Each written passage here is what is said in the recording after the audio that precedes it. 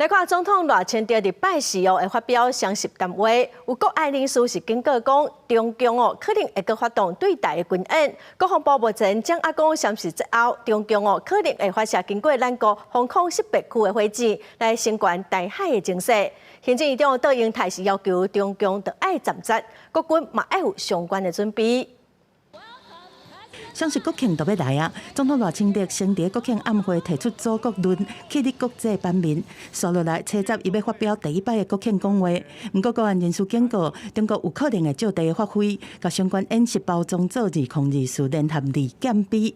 国防部车备发布，将找到12架次的中国军机，其中超过海峡中线和延春线入去到西南空隙的有8架次，加上中国军舰7架次了台。另外，嘛掌握中国车集发射火箭。会经过咱的防空识别区。当天是国庆，所以我们也一定提高我们的各种在国防上安全的监控，这个是一定。所以国庆之外的前后呢，我们都有一直了解他所有的这个演练的过程。我们是坚定和平稳定的台海现状的政策。不应该中共以武力相向。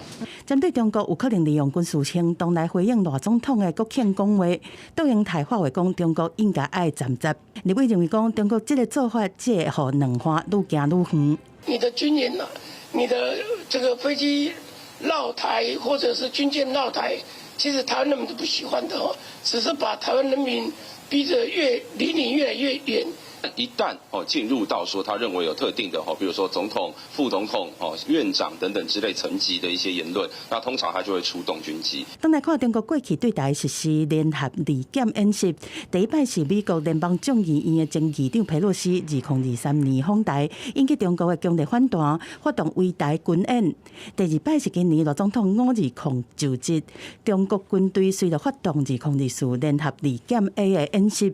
外界分析讲，中国军队围台军演常态化，这摆目的是为了要打击国人的心防。这是向美国为主的民主国家示威，也就是在对台湾的这种联合战备警巡，它不断的就是调整规模、频率以及它的科目，来展现它对于台海的掌握能力。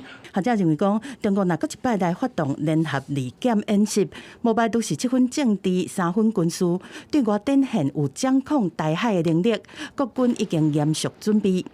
记者综合报道。